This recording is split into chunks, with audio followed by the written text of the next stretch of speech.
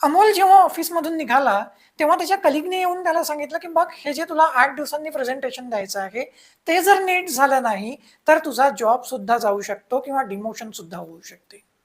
आणि असं अमोलला बऱ्यापैकी टेन्शन आलं. रस्त्यात तो विचार करायला लागला, की 1 महिन्यानंतर आपल्या मुलाची परीक्षा आहे 12वी आणि ती व्यवस्थित नाही झालं तर काय? मग वेगवेगळ्या प्रकारच्या अशाच चिंता त्याला सतवायला लागल्या. मग त्याच्यासमोर चित्र यायला लागलं, की जॉब नीट आपला जॉब गेला तर त्याचे परिणाम काय? पुन्हा पुढचा जॉब कसा शोधायचा? ऐन वेळेवर जर पुढच्याच महिन्यात जॉब नसेल, तर ते दिवस किती स्ट्रेसफुल असतील आणि मग प्रेझेंटेशन कसं द्यायचं? त्यात कोणते मुद्दे असायचे? याचा विचार करत असताना त्याचं कन्फ्युजन जे आहे, ते प्रचंड वाढून गेलेलं होतं. आणि या टेन्शनमध्ये तो घरी आला. तो प्रेझेंटेशन बनवायला बसला. परंतु तो सतत कन्फ्यूज होत राहिला. कोणते मुद्दे घ्यायचे, कोणते मुद्दे सोडायचे याच्याबद्दल त्याला कॉन्फिडन्सच वाटत नव्हता. आणि असाच त्याचा पहिला दिवस चालला गेला. पुन्हा तो सतत टेन्शनमध्ये राहायला लागला. दुसऱ्या दिवशी पुन्हा ऑफिसमधून घरी आला. ऑफिसमधल्या गोष्टी त्याला आठवत होत्या, की कलीग म्हणत होते, की "बस ह्याच्यामधून तर तुला आता उडवायसाठीच हे सगळं बनवण्यात आलेलं आहे, प्रेझेंटेशन वगैरेचा हा ड्रामा." आणि या सगळ्या परिस्थितीमध्ये आपल्याला डिसिजन कसा घ्यायचा आहे, हे अमोलला काही सुचत नव्हतं. अमोलने एक कागद पेन घेतला आणि त्याच्यावर प्रत्येक गोष्ट जी आहे त्याच्या डोक्यातली ती हाफ लिनियर अप्रोचमध्ये लिहून काढली. यालाच माइंड डंप म्हणतात. आणि ती हाफ लिनियर अप्रोचमध्ये प्रत्येक गोष्ट लिहून काढल्यानंतर अमोलने छानपैकी जेवण केलं आणि आज त्याने फक्त फेरफटका मारला. बाकी त्या कागदाकडे पाहिलंही नाही आणि ते लिहून काढल्यामुळे त्याच्या डोक्यातले जे विचार आहे ते आपोआप कमी झाले. दुसऱ्या दिवशी तो ऑफिसला गेला. ऑफिसचं शांततेने काम केलं. पण कागदावर त्याच्यासमोर पिक्चर क्लिअर होता. त्यामुळे इतरांच्या बोलण्याचा त्याच्यावर कोणताच परिणामच होत नव्हता. आणि त्यानंतर अमोल पुन्हा घरी वापस आला. घरी वापस आल्यानंतर कालचा त्याने कागद घेतला आणि त्या कागदावरची प्रत्येक गोष्ट पाहिली. आणि त्याने पहिला प्रश्न स्वतःला विचारला, की ही जी इन्फॉर्मेशन आहे, ती ज्या रिसोर्समधून मला भेटली आहे, म्हणजे माझा कलीग जे बोलला ते योग्य आहे का? त्या रिसोर्सवर मी पूर्णतः विश्वास ठेवू शकतो का? आणि मग त्याच्यानुसार तो रिसोर्स व्हॅलिड आहे का हे तपासल्यानंतर जे रिसोर्सेस व्हॅलिड नव्हते, म्हणजे असं कलीग जे काही बोलत आहे ते सत्य असेलच असं नाही, त्याची गॅरंटी काय? आणि असलंही तरी त्याचं तो काय करणार होता? काहीच नाही. त्यामुळे अशा गोष्टी त्याने बाजूला केल्या. ज्या गोष्टी फक्त भावनिक होत्या, ज्या गोष्टी फक्त कल्पनेच्या होत्या, त्याही गोष्टी त्याने पूर्णतः बाजूला केल्या. आणि फक्त जी रिॲलिटी होती, की त्याला 8 दिवसांनी महत्त्वाचं प्रेझेंटेशन द्यायचं आहे आणि त्याच्या नोकरीवर दूरगामी चांगले किंवा वाईट परिणाम होऊ शकतात. हे चॅलेंज, ही फॅक्ट त्याने स्वीकारली आणि तितकंच फक्त समोर ठेवलं. बाकीच्या सगळ्या गोष्टी आपोआप गळून पडल्या. आता त्या प्रेझेंटेशनच्या संदर्भात त्याने हे चेक केलं, की त्याला आणखीन काही ओपिनियन्स कोणाचे घ्यायचे आहेत का? आणि आणखीन काही माहिती त्याला मिळवायची आहे का? आणि मग त्याचे रिसोर्स काय असतील?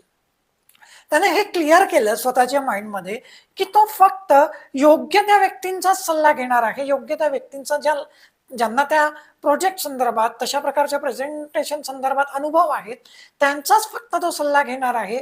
इतरांचे सल्ले तो घेणार नाहीये. फक्त त्यासाठी तो व्हॅलिड जे रिसोर्सेस आहेत, त्यांचाच वापर करणार आहे. त्यासाठी त्याने काही ऑनलाईन व्हिडिओ बघितले, काही ऑनलाईन ब्लॉग्स वाचले आणि काही अनुभवी कलीगशी तो बोलला. बाकी इतर कलीग जे काही बोलत होते, इतर माणसं जे काही बोलत होते, अगदी त्याच्या घरातल्या व्यक्ती होत्या, त्याची पत्नी होती, त्याला ऑफिसबद्दल तिला काहीच माहिती नव्हतं.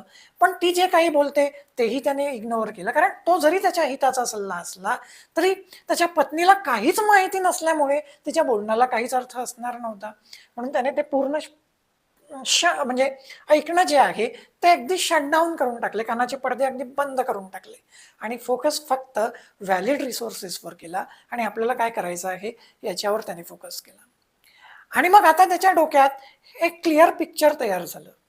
सर्कल ऑफ इन्फ्लुएन्स, की त्याच्या हातात काय आहे, त्याच्या कंट्रोलमध्ये काय आहे, त्या बाबी त्याच्यासमोर आल्या आणि ज्या बाबी त्याच्या कंट्रोलच्या बाहेरच्या आहेत त्या पण त्याच्यासमोर आल्या. आणि आता त्याच्या कंट्रोलच्या बाहेर असणाऱ्या ज्या बाबी होत्या, जसं बॉसचं ओपिनियन, त्याचा जाऊ शकणारा जॉब, त्याचं खराब होऊ शकणारं प्रेझेंटेशन, ह्या सगळ्या कलीग त्याच्याबद्दल काय बोलणार आहे, हे सगळ्या बाबी ज्या त्याच्या कंट्रोलच्या बाहेर आहेत त्या त्याने पूर्णतः दुर्लक्षित केल्या.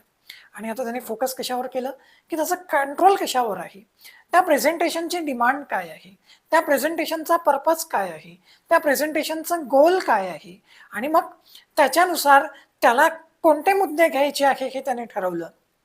त्याने त्याच्याबद्दलचा जो रिसर्च केला होता, व्हॅलिड मुद्दे जे गोळा केले होते, ते त्याने योग्य सिक्वेन्सने तयार केले. आणि प्रत्येक वेळी तो स्वतःला हे सांगत गेला, की बॉस, या प्रेझेंटेशनचे काहीही परिणाम होऊ शकतात.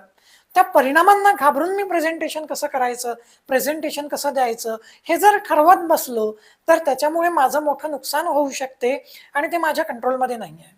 मी डिसिजन माझ्या कॉमन सेन्सनुसार, आताच्या वर्तमान परिस्थितीनुसार मला जे योग्य वाटते त्याच्या आधारावर घेतला पाहिजे. मग त्याच्यानंतर तो डिसिजन चुकला तरी चालेल, कारण तो चुकणार आहे की बरोबर येणार आहे हे मला माहिती नाही. आणि फक्त त्याचा विचार करत राहून जर मी माझा निर्णय घेण्याचा प्रयत्न केला, तर मी माझं 100% माइंड वापरूच शकणार नाही, ते क्लिअर राहूच शकणार नाही.